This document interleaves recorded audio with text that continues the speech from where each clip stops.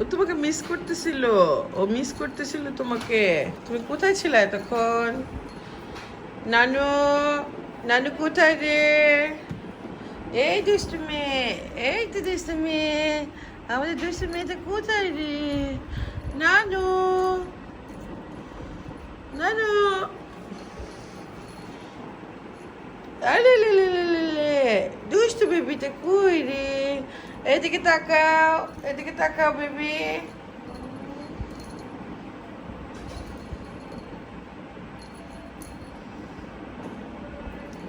উপরের দিকে ঝুলাই। বেবিটা কোথায় রে? বেবিটা কোথায় রে? বেবিটা কোথায় রে? কিউটি, আয় কিউটি বাচ্চা। ওলে বাবুলে, ওলে বাবুলে, কত আদর,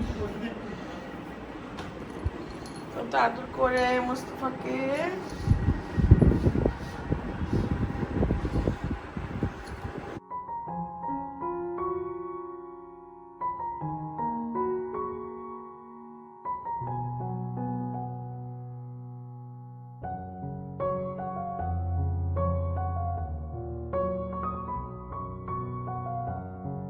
আমাদের বিড়ালটা আমাদেরকে খুব সুন্দর সময় দেয়। এখন স্কুল বন্ধ, বাচ্চারা বাসায়, ওরা অনেক বোরিং সময় কাটাচ্ছিল। এই সময়ে আমরা ওকে পেয়ে গেলাম। আর ও নিজে থেকে আমাদের বাসায় এসেছিল, সেই থেকে আমাদের সাথেই থেকে গেছে। আমার হাজব্যান্ড ওর নাম দিয়েছে নানু। আমরা সবাই নানু ডাকি, মোস্তফা, রাইসা, আমার হাজব্যান্ড, আমি সবাই ওকে আমরা নানু নানু বলেই ডাকি। নানু মানে অনেক আদরের একটা জিনিস, সবাই এটা আমরা কম বেশি জানি, তাই না? তো নানুকে আমরা সবাই অনেক আদর করি। আমি আসলে কি ছোটোবেলা থেকে আমার কাছে বিড়াল মানে কুকুর এগুলো না দূর থেকে মানে বিশেষ করে বিড়ালটাকে দূর থেকে দেখলে একটু মানে ভালো লাগে। কাছে কখনো মানে হাত দিয়ে ছুঁয়ে স্পর্শ করতে পারি না, এটা আমার একটা বাজে অভ্যাস। তো জানি না ওকে আমি কবে নিজের হাতে টাচ করতে পারবো। এখনও ওকে আমি নিজের হাতে টাচ করি নাই। আর রাইসা, মোস্তফার বাবা ওরা কিন্তু ওকে খুব আদর করে। রাইসাটা না ঠিক আমার মতোই, ও মানে নানুকে এখনও নিজের হাতে স্পর্শ করে নাই। আমি রাইসা দুজনই ওকে অনেক ভালোবাসি, কিন্তু নিজের হাতে স্পর্শ করার মানে ওর শরীরে স্পর্শ করা ওটা কেমন যেন একটা অনুভূতি মনে হয়, ওটা এখনও করা হয় না। মোস্তফার বাবা মোস্তফা ওরা দুজন তো সারাদিন ওর সাথে মানে কি বলবো অনেক আদর করে, ওকে একদম গায়ের উপর বসায় রাখে, ওরকম অবস্থা। তো আজকে আমরা বাইরে গিয়েছিলাম, বেশ অনেক কিছু বাজার সাজার করেছি, মোস্তফা আর আমি দুজন মিলে বাজার করেছি। ওর পছন্দ মতো জিনিসপত্র কিনেছে। Favourite animal is flamingo, so আমি এটা নিছি। আমি জানি আমি অনেক বড় একটা ফ্যান বয়। তাই না? এটা হচ্ছে একটা ফ্লামিঙ্গো। তুমি আর কি নিছো? একটু দিই। আজকে মোস্তফা অনেক শপিং আরেকটা করছে। হচ্ছে এটা হচ্ছে একটা ওয়াটার গান, দেখতে লাগে এটা হচ্ছে মাটি নিয়ে আসছে খালি, কিন্তু এটা ওয়াটার গান একটা। আর এগুলো আমাদের বাসায়। দেখা দেখা দেখা। আর এটা হচ্ছে মুস্তফার ফেভারিট সিরিয়াল কর্নফ্লেক্স। আমি ছোটবেলা থাকতে এগুলো অনেক হিট করতাম, কিন্তু যখন বড় হয়েছি তখন অনেক লাইক করি। আর কি আছে? কর্নফ্লেক্স না আমরা দুইটা নিছিলাম। না, কর্নফ্লেক্স একটা। ও আচ্ছা, আর এটা কি? এটা হচ্ছে মুস্তফার নিয়েছে রাইসা আর মুস্তফার জন্য চিকেন ফ্লেভার মিস্টার নুডলস। তাই না? আমি একবার খাইছি। হ্যালো নানু, তোমাকে ডাকে। ওর জন্য আমরা কিছু আনি নাই। তোমার জিনিসগুলো তুমি শুধু দেখাও, আমারটা আমি দেখাবো। ওকে, সো চপস্টিক আছে মুস্তফার জন্য অবভিয়াসলি, যেন মুস্তফা চপস্টিক দিয়ে খাইতে পারে। ও তাই? আমরা তো আরেকটা ইয়ে নিয়েছিলাম কর্নফ্লেক্স। প্রাইস হচ্ছে 38 টাকা। আচ্ছা, আমরা আরেকটা কর্নফ্লেক্স নিয়েছিলাম না? না। হ্যাঁ, চকলেট ফ্লেভারের। তুমি কি ওটা রেখে দিছো? না না। তাহলে কোথায় ওটা? ও এটা এখানে, এটা খুলতে হবে। একটা লিক আছে। এটা খোলো। এটা একটা লিক আছে। হ্যাঁ, এটা কোকো ক্রাঞ্চ। এত ফ্যান না কোকো ক্রাঞ্চে, কর্নফ্লেক্সটা বেশি লাইক করি, কোকো ক্রাঞ্চটা এত না। তাই না? আমি রেকমেন্ড করি কর্নফ্লেক্স নিতে, মানে ভিটামিন সি সব আছে, আরো টল হওয়া যায়, ভালো অর্গানস হয়, আর এগুলো তো জাঙ্ক। তাই না? ওখানে এটা এটা অনেক এটা ভেজিটেরিয়ান আমি বলবো, কিন্তু ল্যাকটোজ ইনটলারেন্ট এর জন্য না। আর নুডলস এর সঙ্গে যে আমাদের কি ফ্রি দিয়েছে? আর পাস্তা হচ্ছে আমার বোনের জন্য, কারণ আমার বোন অনেক পাস্তা লাইক করে। ম্যাকারোনি পাস্তা আমার বোন অনেক লাইক করে পাস্তা, কিন্তু মাঝে মধ্যে থাকে না, এই জন্য নিয়ে আসছে। বেশিরভাগই থাকে না পাস্তা। তাই না, এই জন্য আজকে মনে করে নিয়ে এসেছি। আর দুধ মুস্তফার জন্য আমাদের নুডলসের সঙ্গে তো কি একটা, এটা হলো ওই বড় প্যাকেটের সাথে একটা ফ্রি, 4টা প্যাকেট ফ্রি দিছে।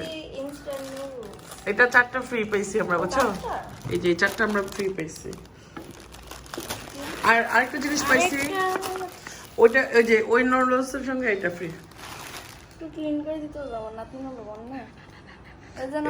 আচ্ছা এটা তো মার্জিনাকে গিফট করতেছো? হ্যাঁ, মার্জিনা কি গিফট করতে? মার্জিনা এটা হচ্ছে তোমার জন্য, কারণ আমার অলরেডি একটা গ্লাস আছে, এই যে তোমার জন্য এটা। আচ্ছা, এখন আমি আমার জিনিসগুলো দেখাই। হ্যাঁ, মুস্তফা এখন ডান না, মুস্তফা অনেক কিছু নিতে হয়। আর কি আছে মুস্তফার? মুস্তফার আর কি আছে রে? অনেক কিছু। তো এখানে আবার আমি কিছু জিনিস নিয়ে আসছি, যেগুলো আমার মানে দরকারি, আমার লাগবে আর কি, সেগুলো। মুস্তফার তো আছে, তারপর আমার প্রয়োজনীয় জিনিসগুলো মুস্তফাকে যে কোনো কিছু কিনে দাও না, সবগুলো মুস্তফা, সবগুলো মুস্তফার, একবার একদম সব। এই তো একদম। আরো কত কিছু নিয়ে এসছি। এই তো এটা হলো চাউলের গুঁড়া, চাউলের গুঁড়াটা হলো পিঠা খাবো, সেজন্য তালের পিঠা। তালের পিঠা তো খুব পছন্দ আমার।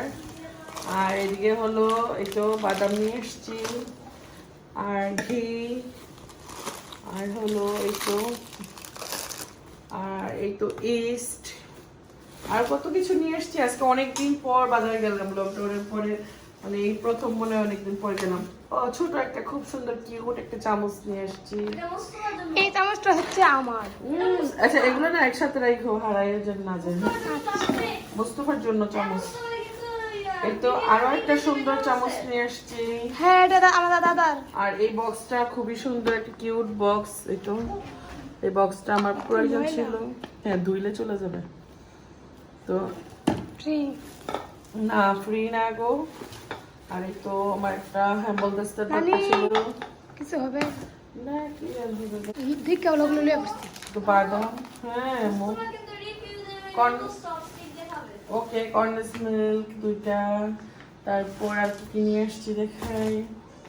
এটা হলো কাজী ফার্মের পরোটা, মাঝে মাঝে খাওয়া যায়, অনেক বেশি মজা। কাজী ফার্মের সসেস, এটা আমার অনেক পছন্দের, মুস্তফার, বিশেষ করে মুস্তফার। আর মজারেলা চিজ, এই তো এগুলো এখনই ফ্রিজে ঢুকাই ফেলতে হবে। আর এই তো হারপিক একটা সঙ্গে একটা ফ্রি, হারপিক একটা সঙ্গে একটা ফ্রি। আরো কিছু আছে দেখাবো, এগুলো আমি একটু ফ্রিজ আগে রেখে নিই, কারণ এগুলো হলো ফ্রিজে না রাখলে নরম হয়ে নষ্ট হয়ে যাবে। এই তো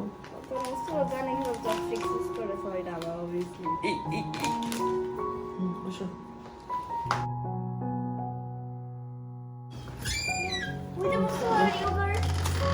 কোথায় তোমার ইয়োগার্ট? ও, মুস্তফার বেবি ইয়োগার্ট। মুস্তফা, তুমি কর্নফ্লেক্স খাবে? ওকে, তাহলে এই ইয়োগার্টটা নিয়ে নিই। হ্যাঁ, এই তো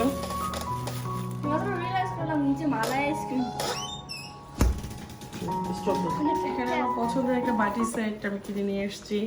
আর এই বাটিটা আমার খুবই প্রয়োজন ছিল, আমার মানে কি বলবো, এটা আমার খুবই পছন্দের একটা বাটি। কিছু লাগিয়ে এসেছি, এই বাটিটা আমার ভালো লেগেছে। আসলে অনেকদিন পর শপিং করলাম, মানে বাসার জন্য, কিচেনের জন্য, সব কিছুই কিচেনের। যেহেতু রান্নাবান্না আপনাদের সঙ্গে শেয়ার করি, রান্নার একটা চ্যানেলও আছে, সেজন্য কিন্তু মানে এগুলো লাগে। এই বাটিটা আমার এত ভালো লেগেছে, কি বলবো, খুবই সুন্দর। আপনাদের কাছে কেমন লাগছে কমেন্ট করে জানাবেন। খুবই সুন্দর। এটার দাম নিয়েছে হলো 1100 টাকা, না? 1100 টাকা নিয়েছে, 1100 টাকা। আর অনেক বড়। আর এখানেই হলো আরো একটা জিনিস, ভেঙে ফেলছি না তো আবার। এখানে হলো আমার আরো একটা পছন্দের জিনিস আছে, এগুলো তুমি সুন্দর করে রাখবা। হ্যাঁ, আচ্ছা। এই তো নাইস একটা বয়ম, এক কথা বলিস না, এই বয়মটা আমার খুব পছন্দের। তো এখানে আরো একটা বাটি আছে।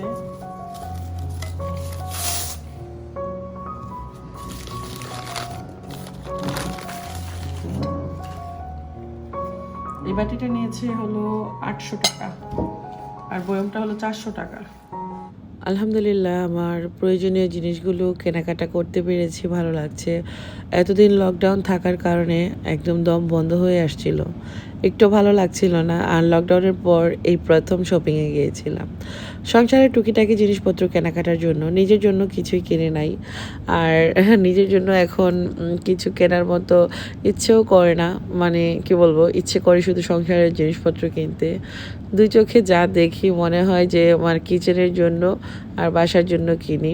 নিজের জন্য আমি এত যে দামি দামি কাপড় চোপড় এগুলো আমার এত কিনতে ইচ্ছে করে না, কেন জানি। সবসময় মানে সুতি আর সিম্পল থ্রি পিসগুলো পরতে আমার বেশি ভালো লাগে।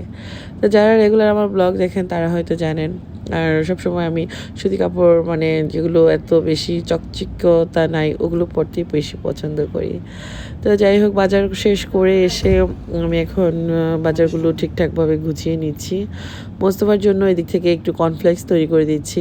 ও আমার সঙ্গে বাজারে গিয়েছিল, এসে বলল ওর ক্ষুধা লেগে গেছে, তো কর্নফ্লেক্স তৈরি করে দিচ্ছি আর কি। দুধটা একটু গরম করে, পানিটা একটু গরম করে দুধ মিলিয়ে এখানে কর্নফ্লেক্স দিয়ে দিব। তো সামান্য চিনি অ্যাড করে দিচ্ছি, এতে করে কর্নফ্লেক্স খেতে ভালো লাগবে।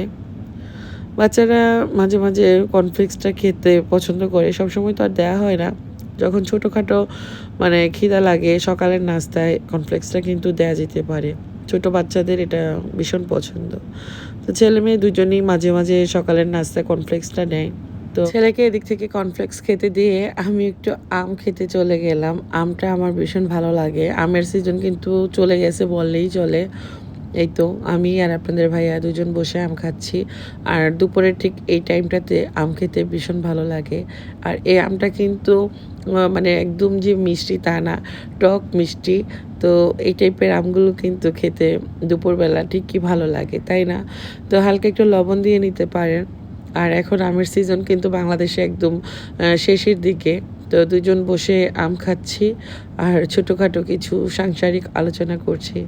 তো এভাবেই মানে দিনের কিছুটা সময় চলে যায়। আমরা যারা হাউসওয়াইফ, আমরা যদি আমাদের সময়গুলোকে একটু সুন্দরভাবে কাজে লাগাতে পারি তাহলে কিন্তু কাজ করতে করতে যে হাঁপিয়ে ওঠা সেটা কিন্তু অনেকটাই মানে কেটে যাবে। একদম লাগাতার কাজ করতে থাকলে কিন্তু আমাদের কাছে অনেকটাই কষ্ট লাগবে। কাজের ফাঁকে ফাঁকে কিছুটা সময় নিজের জন্য ব্যয় করবেন, তাহলে কিন্তু ভালো লাগবে। একটু আরামসে বসে একটু আম খেয়ে নেবেন বা এক কাপ চা খেয়ে নেবেন, মনে হবে যে কতটা সময় যে রেস্ট করেছি আসলে বোঝা যাবে না। মানে নিজের জন্য দেখা যায় আমরা যারা হাউসওয়াইফ কত মানে তাড়াহুড়া করে যে আমাদেরকে খাবার খেতে হয়, বা অনেক সময় দেখা যায় সকালের নাস্তাটা যে খাবো সেটাও কিন্তু ভুলে যাই। এটা কিন্তু হয়ে থাকে অনেক আপুদের ক্ষেত্রেই। আমার তো এমন একটা সময় গিয়েছে যে সকালের নাস্তা যে আমি কিচেনে রেখে দিয়েছি আমার খেয়ালই থাকতো না। তো এখন আলহামদুলিল্লাহ নিজেকে অনেক সময় দিতে পারি, অনেক সময় বের করে নিতে পারি। সময় সবসময় একরকম যায় না, এটা সব আপুদেরকেই বলবো। সময় সবসময় একরকম যায় না, সময় বদলায়। সময়ের জন্য অপেক্ষা করতে হয়। তো কিছুটা সময় নিজের জন্য বের করে নেবেন, যতই কাজ থাকুক, যতই ঝামেলা থাকুক, অন্তত দিনের একটা সময় নিজের জন্য হলেও 10টা মিনিট বের করে নিয়ে বসে নিজের জন্য নিজের মতো করে আরাম করে কোনো কিছু একটা খাবেন, দেখবেন কতটা প্রশান্তি লাগে। আর মনে হবে অনেক সময় ধরে আমি বসে আছি। তো এরকম কিন্তু হয় না। আমরা যারা সারাক্ষণ কাজ করতে পছন্দ করি বা কাজ বাসায় থাকেই, তাদের কিন্তু মনে হয় যে সারাক্ষণ কাজ করতে করতে একটা সময় আমরা হাঁপিয়ে উঠি। পরিবারের অন্যান্য সদস্যদের সঙ্গে দেখা যায় মানে খারাপ বিহেভ করি, ছেলে মেয়েদের সঙ্গে চিল্লাই কথা বলি, এটা এসে যায়। তো এগুলো থেকে একটু রেহাই পাওয়ার জন্য নিজেকে সময় দিতে হবে, নিজের জন্য সময় বের করতে হবে। একটা সময় বের করে অন্তত কিছুটা সময় বের করে বই পড়ুন, অথবা গান শুনুন, গজল শুনুন, কোরআন তেলাওয়াত শুনুন, মন অনেক হালকা লাগবে। আমরা সারাদিন কাজ করতে করতে না একটা সময় বিরক্ত হয়ে যাই, বিরক্ত হয়ে দেখা যায় পরিবারের অন্যান্য সদস্যদের উপর চিল্লাতে থাকি। এতে করে কিন্তু নিজে যেমন অসুস্থ হয়ে যায়, পরিবারের অন্য সদস্যটাও কিন্তু আমাকে খারাপ ভাবে, তাই না? তো নিজেকে হালকা করতে, ফ্রেশ রাখতে নিজেকে সময় দিতে হবে। আর নিজের মানে একটা যে অস্তিত্ব আছে সেটা আমরা ভুলেই যাই সংসারের পিছনে খাটতে খাটতে, বাচ্চাদের পিছনে দৌড়াতে দৌড়াতে। এটা হয়ে থাকে, কিন্তু নিজের জন্য কিন্তু সময় বের করতে হবে। সময় সময়ের মতো চলবে, আমাদেরকেও কাজ করতে হবে, সুস্থ থাকতে হবে, ভালো থাকতে হবে। আর এখন আমার ঘরদোর গুছানো শেষ। তো রান্নাবান্না আজকে কি করছি সেগুলো শেয়ার করব না, এগুলো নতুন কিনে নিয়ে এসেছি। আজকে বিকেলের একটা মানে বিকেলের নাস্তা বললে ভুল হবে, এই জিনিসটা আমার খুবই পছন্দ। এটাকে আমি বাদামি বলি আর কি, কে কী বলে আমি জানি না। বাদাম দিয়ে তৈরি করতে হয়। তো এটা রাইসা ছোটোবেলা থেকে খেত, খুবই পছন্দ করতো। তা আজকে বাসায় তৈরি করব। আমি এই বাদামগুলো কিনে নিয়ে আসছি। এগুলো কিন্তু খুবই মানে কম দামে কেনা যায়, সস্তায়, বেশি দাম না, 210 টাকা কেজি। আর আমি এখানে প্রায় 250 গ্রামের মতো বাদাম হবে নিয়েছি। বাদামগুলোকে এখন আমি চুলার আঁচটা লো হিটে করে ভালো করে ভেজে নেব। এখানে কিন্তু কোনো কিছুই দিচ্ছি না, শুধু বাদামগুলোকে এমনিতেই নাড়াচাড়া করে ভালো করে ভেজে নেব। যখন আপনারা নিজেই বুঝতে পারবেন একটা বাদাম মুখে দিলে যে বাদামটা হয়ে গেছে। আমার বাদামগুলো কিন্তু সুন্দর ভাজা হয়ে গেছে। এখন আমি একটা এরকম কাপড়ের ব্যাগে নিয়েছি, কারণ বাদামের যে খোসা সেগুলো ছাড়ানোর জন্য। এভাবে করে ছাড়ালে পুরো ঘরটা নোংরা হয়ে যায় না। আর এই খোসাগুলো খুবই পাতলা, দেখা যায় বোলের উপর বা বাটির উপর নিয়ে নিলে পুরোটা ঘর নোংরা হয়ে যায়। এই তো মিনিটের মধ্যেই কিন্তু সব কিছু মানে খোসাগুলো উঠে গেছে, এই তো দেখুন। এখন আমি এগুলোকে একটা স্ট্রেনারে করে চেলে নেব, আর এতে করে যে খোসাগুলো বের হয়েছে সেগুলো চলে যাবে। আর এই বাদামি খেতে কিন্তু ভীষণ মজার। আজকে কিভাবে ঘরেই তৈরি করতে পারবেন অল্প সময়ে সেই প্রসেসটাই দেখাবো। চিনি অথবা গুড় নিয়ে নেবেন। এখন আমি একটা প্যানের মধ্যে 2 কাপ পরিমাণ চিনি আর 1 কাপ পরিমাণ পানি দিয়ে আমি এটাকে জাল করে নেব। যতক্ষণ না ব্রাউন কালার হয়ে যাচ্ছে ততক্ষণ পর্যন্ত আমি চিনিটাকে জাল করব। একটা ক্যারামেলের মতো, কিন্তু ক্যারামেল না। যদি ক্যারামেল হয়ে যায় তাহলে কিন্তু মানে তিতো লাগবে। ক্যারামেলটার জন্য খুব বেশি গাঢ় কালার না হয়, হালকা ব্রাউন কালার যখন আসে তখনই কিন্তু এখানে আমি বাদামগুলো অ্যাড করে নেব। তার আগে আমি এখানে দিয়ে দিলাম 1 টিস্পুন পরিমাণ ঘি। এতে করে বাদামি থেকে খুব সুন্দর একটা ফ্লেভার আসবে, খেতে ভীষণ মজার হবে। তা আশা করি এই রেসিপিটা ভালো লাগবে, বাসায় তৈরি করবেন আর পরিবারের সদস্যদেরকে নিয়ে খাবেন। একটা রিকোয়েস্ট করব বরাবরের মতো, যারা চ্যানেলটিতে নতুন এখনও চ্যানেলটি সাবস্ক্রাইব করেননি, আপনি চাইলে কিন্তু আমার চ্যানেলটি সাবস্ক্রাইব করে দিতে পারেন। সাবস্ক্রাইব করার পর অবশ্যই পাশে থাকা ছোট্ট বেল বাটনটি প্রেস করে দেবেন। এতে করে আমার দেওয়া নতুন নতুন ব্লগগুলোর নোটিফিকেশন আপনার কাছে চলে যাবে আর আপনি ভিডিওগুলো এনজয় করতে পারবেন। আমি ক্যারামেলের মধ্যে দিয়ে দিলাম বাদাম, যে বাদামগুলো আমি ভেজে খোসা ছাড়িয়ে রেখেছি। এখন আমি এটাকে 2 মিনিটের মতো নেড়ে চেড়ে চুলাটা অফ করে দেব। চুলাটা অফ করে আমি এটাকে একটা বলের মধ্যে ঢেলে নেব, আর তার উপর দিয়ে নেব একটা বেকিং পেপার। আর বেকিং পেপার না দিলে কিন্তু এটা তুলতে খুবই কষ্ট হবে। এই তো বেকিং পেপারটা আমি একটা ট্রের উপর রেখে দিলাম। এখন আমি গরম গরম এরকম লিকুইড অবস্থায় ঢেলে দিলাম। এতে করে আমার এই বাদামিটাকে খুব সুন্দর করে আমি তুলে নিতে পারবো। আর খুব বেশি সময় যদি প্যানের মধ্যে রেখে দেই তাহলে কিন্তু এটা প্যানের মধ্যে সেট হয়ে যাবে, তখন প্যান থেকে তুলতে অনেক বেশি কষ্ট হবে।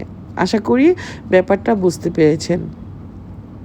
এটা ঠান্ডা হলে কিন্তু অনেক শক্ত হয়ে যাবে, তখন এটাকে সাইজ করতে অনেক কষ্ট হবে। আপনারা চাইলে কিন্তু এই অবস্থায় মানে হালকা গরম গরম অবস্থায় কিন্তু এটাকে সাইজ করে নিতে হবে। আর এই অবস্থায় এটা কিন্তু খুবই গরম, হাতে লাগলে একদম হাত পুড়ে যাবে এরকম অবস্থা, কারণ এটা একটা গাঢ় শিরা। এখন আমি খুব মানে সাইড থেকে সাইডটা ছেড়ে ছেড়ে দিচ্ছি, যাতে করে একটা মানে শেপে চলে আসে। আর আমি যেই শেপে এটাকে করতে যাচ্ছি আমি আমার পছন্দ মতো করে ওরকম করে একটু শেপ দিয়ে নিচ্ছি, যাতে করে এটা ঠান্ডা হলে আমি হাত দিয়ে এটাকে ইজিলি ভেঙে নিতে পারি। ঠান্ডা হওয়ার পর অনেক বেশি শক্ত থাকবে, এটা কিন্তু তখন কোনোভাবেই সাইজে আনা যাবে না। আশা করি ব্যাপারটা বুঝতে পারছেন। আর আমি যেহেতু এটা বাসায় তৈরি করেছি, বাদামের পরিমাণ একটু বেশিই দিয়েছি, চিনিটা একটু কম কম আর বাদামটা একটু বেশি হলে কিন্তু খেতে বেশি ভালো লাগে। বাজার থেকে আমরা যে বাদামই কিনে আনি খেয়াল করে দেখবেন বাদামের পরিমাণ কিন্তু এত বেশি ঘন থাকে না। উপরের পাটটা যেন মসৃণ এবং সমান হয়, সেই জন্য আরেকটা বেকিং পেপার দিয়ে আমি উপরের পাশটা হাত দিয়ে চেপে চেপে দিচ্ছি। যখন এরকম নর্মাল গরমে চলে আসবে তখন একটা শেপ তৈরি করে নেবেন, যাতে করে ঠান্ডা হওয়ার পর ভেঙে নিতে পারেন।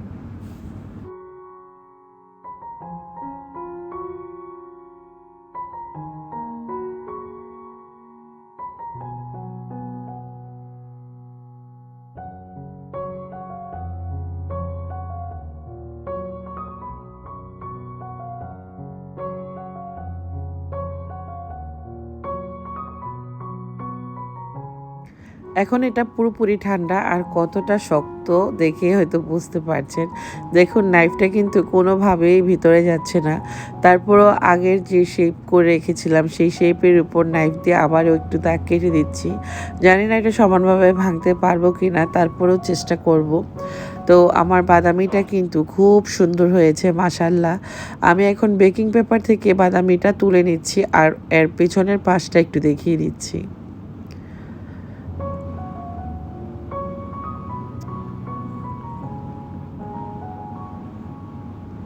দেখুন মাশাল্লাহ অনেক সুন্দর হয়েছে।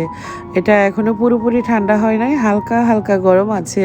তো পুরোপুরি ঠান্ডা হওয়ার পর ভাঙার চেষ্টা করবেন, এতে করে সুন্দরভাবে চট করে ভেঙে যাবে। তো এই তো আমি এখন ভেঙে নিচ্ছি ঠান্ডা হওয়ার পর। তো এখনও যেহেতু পুরোপুরি ঠান্ডা হয় নাই, তাই কিন্তু একটু টাইম নিয়েছে।